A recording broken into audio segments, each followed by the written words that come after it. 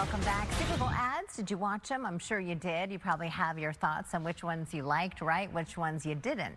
So we thought we'd bring an ad pro in here. Bob Case is the Chief Creative Officer with LAVIDGE. Good to see you, Bob, as always. You're in here every Monday after the Super Bowl breaking things down. So let's get right to it. Tell me what you liked. All right, so the spots that I liked, and they're not necessarily going to be the ones that Ad Week or whoever else is going to get to. I felt like there was a lot of good but not great spots in there.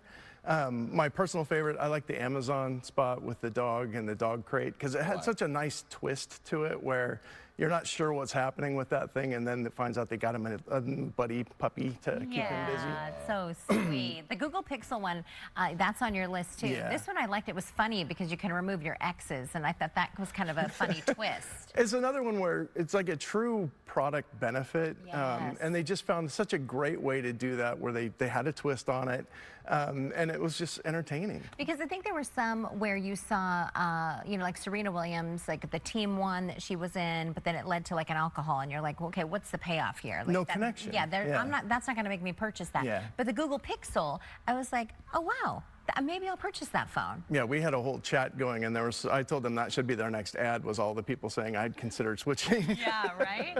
Okay, what's the next one? You have Bud Light and Hold. So Bud Light, you know, that was Miles Teller and his wife, and it's just a really simple story, right? Yes, and they had, I believe that was his wife and their dog. And their dog, right. Yeah. Because who hasn't been stuck on a hold? And who doesn't love Miles Teller, right? Who is Miles Teller? He's Goose in Maverick. Oh, yeah. He was good. And he's such a cutie, you know. I mean, I'm a husband. I have a husband. I'm happily married. But he's a cutie. And GM Netflix. Oh, I love... So on the flip side, if you're going to go big, go really big. Yeah. So you had something, we were talking about this as a brief. It's such a boring statement. General Motors and Netflix announced that they're going to do more cross-collaboration. Yes. But get Will Ferrell to do it and drive through all of the Netflix shows. Yeah.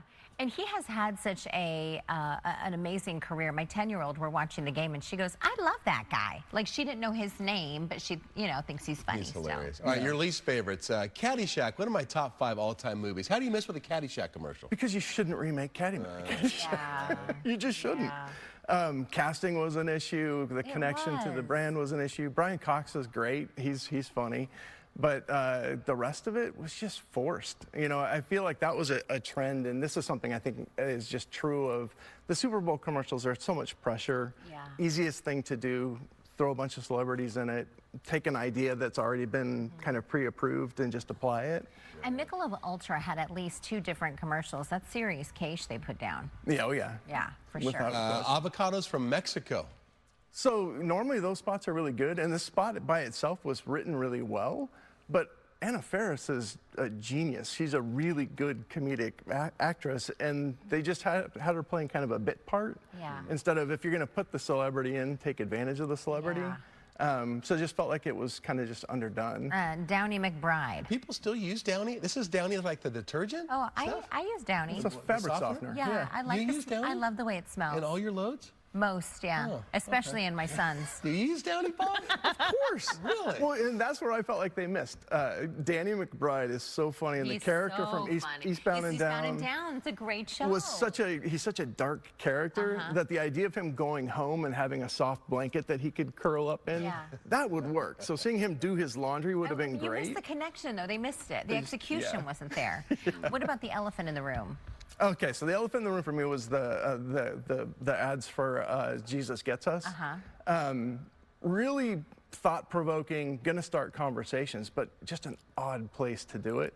But it does speak to the power of the Super Bowl and the audience that it delivers. Yes. I actually like the second one better, where it's like you had all these moments of contention within society, and then it says love your enemies, because I think that is, you know, that's what Jesus preaches. But I liked it better than the first one. But you're right. But when you're in the mood for Doritos and a party, and you're drinking Bud Light, you've had like 66 packs. Pretty heavy to slip in there. And you said the best ad of all wasn't even a commercial or a film commercial. What was it? It was Rihanna during her halftime show. Yeah. She had that little pause where she checked her makeup. Well, she has Fenty as her brand. Yeah. Are you going to go out and buy a compact? I am I am in the market.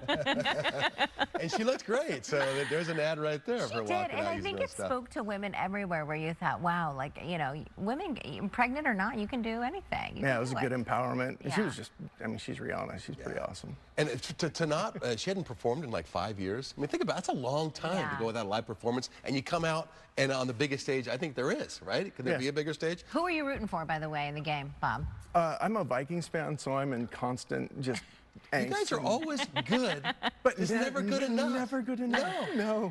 I mean, I bet you have the most regular season wins of like any franchise. in the One last of our decade. managers here, Steve, he's Yeah, a Steve. huge Vikings fan. I know. Okay, real quick, we want to get to Gronk kicking the desert. Oh my goodness, what a bizarre thing. really The was. build up for that thing, was like the amount of huge. money that they put behind it to try and get you to watch that thing. And does he not look like CGI?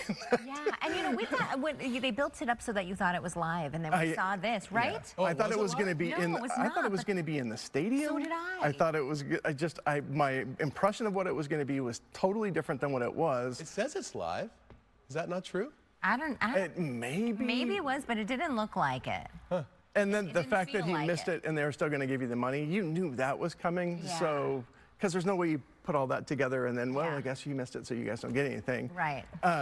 But they just, it did not match up to the expectation. I'm totally there Huge with you on disappointment. that one. Yeah. All right, cool. Bob, thank you for coming in and talking with us. I can't wait to see you next year on the day after Super Bowl. Yeah, we'll see you We in need to have you in more 365 often, days. friend. You know, I'll just start showing up. Yeah, do Oh, it. that's We'll perfect. find a reason to put you on the air. Call us first, though. Put a lot of security around. Okay.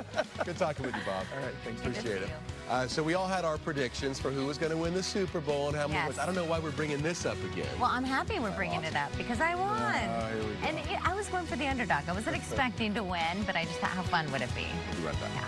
Let's get Bob.